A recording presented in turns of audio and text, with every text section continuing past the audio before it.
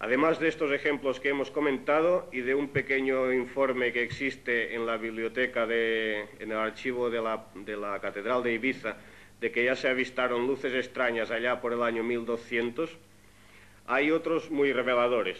Uno de ellos lo recogió Antonio Ribera en un libro titulado El gran enigma de los platillos volantes.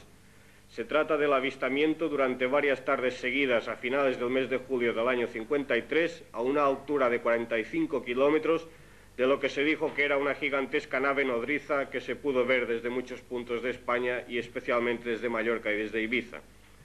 Otro enorme objeto cilíndrico con un gran brillo plateado, parecido al de la Luna, también fue visto en verano del año 58. En su libro también de Antonio Ribera, Los 12 triángulos de la muerte, recoge testimonios sobre la posible existencia en nuestras aguas de un triángulo parecido al de las Bermudas, en el que también ha habido en los últimos 50 años casos de desapariciones de accidentes de aviones, de barcos y de submarinos. Este simbólico triángulo abarcaría una zona en la que existiría un núcleo de energía magnética terrestre en el cual supuestamente los ovnis se acercarían para sacar dicha energía. Estos puntos del triángulo tienen una forma parecida a la de las pirámides. Son el islote de Esvedra, el peñón de Ifac en Calpe y unas montañas cercanas a Alicante. Este triángulo simbólico tiene mucha relación con el culto de la diosa cartaginesa Tanit, la diosa de los vivos y de los muertos. Este triángulo podría explicar, mejor dicho, podría crear un campo marino de atracción energética. Esto explicaría la desorientación de las palomas mensajeras que, como saben los expertos y los aficionados, se orientan ellas mismas siguiendo las corrientes electromagnéticas de la atmósfera. En este triángulo habría zonas de silencio donde también se alteran los radares y los equipos de radiocomunicación. En los últimos 25 años y en muchas ocasiones se ha hablado, estudiado y escrito no solo en los medios de comunicación, sino también en revistas y en otros medios de todo el extranjero, del gran número de avistamientos de ovnis en las Baleares, particularmente en Ibiza y Formentera. Se han visto luces extrañas sobre el islote Conejera, y no siempre podían ser confundidas con el planeta Venus. En una de estas ocasiones, en 1973, una bola de luz bajó siguiendo la vertical del faro y apagó la luz del faro durante más de 1 minuto y medio, y después desapareció en el mar. También fue en el mar a 15 millas de Formentera cuando los 20 tripulantes del barco butanero Tamames, que hacía la travesía desde Alcudia a Cartagena, se llevaron el que fue uno de los mayores sustos de su vida. Fue en la noche del 6 de febrero de 1979. Atónitos y asombrados, esos marineros vieron no menos de 50 ovnis que a lo largo de 6 horas aparecieron cerca de su barco. Eran luces brillantes que comenzaron sobre las 9 de la noche y que parecían, según contaron, luces de señales, pero no estaban estacionarias. Todas se movían en una y otra dirección, se detenían e incluso se aproximaban hasta muy cerca del barco.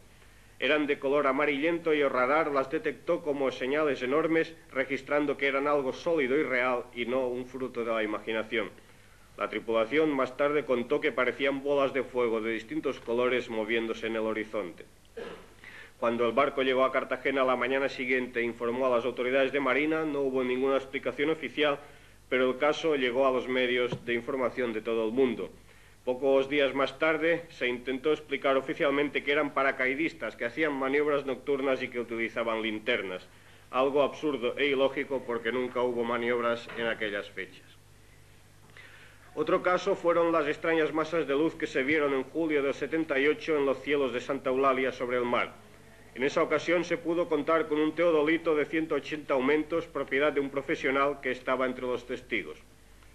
Desde las 11 de la noche del lunes hasta las 6 de la madrugada del martes se pudieron observar 2 grandes focos de luz blanca que se desplazaban y que en algunos momentos llegaron a alcanzar velocidades muy altas. Las brújulas sufrieron importantes desviaciones magnéticas.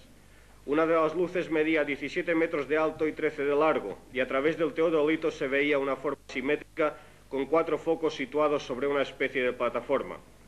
La otra mancha de luz, más pequeña, tenía un solo foco. Una de las veces la gran masa de luz amerizó y volvió a levantarse de la superficie del mar media hora más tarde. Otro caso también ocurrió la tarde del 10 al 11 de julio del mismo año 1978. En esa noche se vieron 3 ovnis cerca de los Pirineos franceses, pero por la tarde, en Ibiza, 2 niños de 10 años que estaban jugando cerca de Can Cifra, a 2 kilómetros de la ciudad, contaron que habían visto a un hombre alto de más de 2 metros, vestido con una túnica blanca con tiras negras verticales en la parte anterior y que en el pecho llevaba algo como una estrella dorada. La capucha de la túnica le cubría la cabeza y le daba una apariencia de monje. Los niños contaron que habían visto, al bajar del árbol sobre el que jugaban, un objeto luminoso de color gris y forma de huevo elevado a pocos metros del suelo. El monje no estaba solo. Su acompañante tenía toda la apariencia, siempre, según el relato de estos testigos, de un robot. Era alto, de vestidura plateada y metalizada, cabeza aplanada por arriba, rendijas verticales en vez de ojos y antenas que le salían de la parte posterior del cráneo. Los niños huyeron asustados, pero no sin antes haber visto esa aparición durante algunos minutos. Se puede pensar si aquello fue o no fue un encuentro en la tercera fase. Aquellos niños no tenían por qué haberse inventado semejante historia. Si lo hicieron, supieron hacerlo muy bien. De cualquier forma, el caso quedó como un testimonio más de que hay cosas raras y fenómenos raros en nuestra isla. El último caso que les contaré esta noche, aunque por supuesto hay muchos más, fue el que vivió un industrial ibicenco del que no estoy autorizado a decirle su nombre. Fue una noche a mediados de enero de 1980 cuando viajaba en su coche desde Las Salinas a Ibiza. Era alrededor de medianoche y estaba escuchando la radio. En un momento dado el aparato empezó a hacer ruidos en todas las emisoras hasta que se paró por sí solo. Entonces una luz fuerte desde atrás sobrevoló su vehículo y el coche quedó parado con las luces apagadas y el motor bloqueado en seco. El testigo nos contó que una luz cegadora le envolvió y que segundos antes de perder el conocimiento le pareció ver unas figuras que según él se parecían a esqueletos que se le acercaban o que estaban junto a él. Aquel hombre se despertó 2 horas más tarde y se encontró a la entrada de Ibiza. Aturdido, sin saber qué le había sucedido, buscó en Figueretas un teléfono, llamó a un amigo y ambos en el coche del amigo fueron a buscar el vehículo del protagonista de aquella rara experiencia. Estaba donde lo había dejado, parado, y cuando lo encendió funcionaba perfectamente.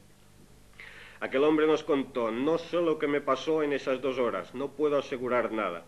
Solo sé que me desperté tumbado en una cuneta y recuerdo haber tenido una sensación de fastidio por despertarme porque sentía que me encontraba muy bien, muy feliz. No estoy loco y no estoy enfermo, soy una persona cuerda y muy normal. Tengo familia, hijos y un trabajo en el que se me conoce y respeta. No sé lo que era aquello que querían de mí o qué me pasó.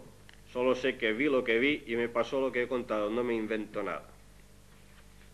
Podría contarles más casos y ejemplos, testimonios de pescadores y de marineros que dicen que han visto pasar bajo sus embarcaciones grandes masas oscuras, a veces con alguna luminosidad, que podían ver desde babor y estribor al mismo tiempo, mucho mayores que sus embarcaciones.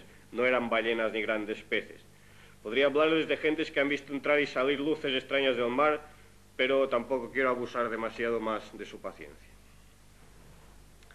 Hemos empezado un nuevo año y tenemos todavía reciente el recuerdo de las fiestas navideñas.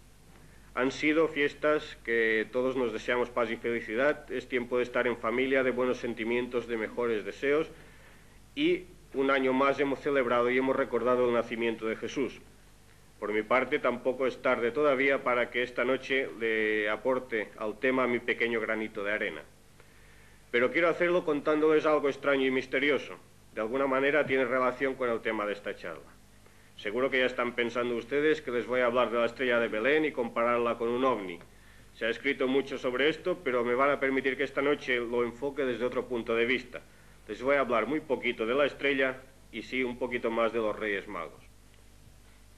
En Oriente hay una antigua creencia muy extendida en una serie de espíritus de iluminados que viven apartados en ciertas regiones inaccesibles de Asia. Historiadores y filósofos de la Grecia y de la Roma antiguas mencionan esta tradición en sus escritos. Pitágoras viajó al Indostán, Apolonio de Tiana lo hizo al Tíbet. Sócrates, Platón y otros muchos pensadores respetaban y creían firmemente en lo que se llamaba los grandes misterios. En el alba de la civilización humana se creó una civilización de hombres sabios mundialmente extendida que logró conservar la antigua sabiduría durante miles de años. Esta ciencia tenía mucha relación con la astronomía y con toda la cultura en general de aquel tiempo. Los llamados magos o sabios de Oriente sin duda fueron miembros de una escuela mundial del misterio. En el siglo IV San Jerónimo los definía como maestros que filosofan sobre el universo y les concedía un gran saber en astrología. Teológicamente, el tema de los magos siempre ha sido delicado y ha levantado muchas controversias. Después de todo, los únicos seres que se supone estaban al corriente de que Cristo iba a venir eran los mensajeros angélicos que se aparecieron a San José y a la Virgen María. Sin embargo, 3 hombres sabios fueron también advertidos del próximo nacimiento de Jesús. De lo contrario, no habrían abandonado su lejano país varios meses antes del acontecimiento. Los más hábiles astrólogos de aquel tiempo no habrían podido predecir con exactitud dónde y cuándo vendría al mundo el Mesías. Solo un don de evidencia podía llevar a los magos hasta Palestina. Los teólogos actuales consideran que está desprovista de interés toda especulación sobre la estrella de Belén.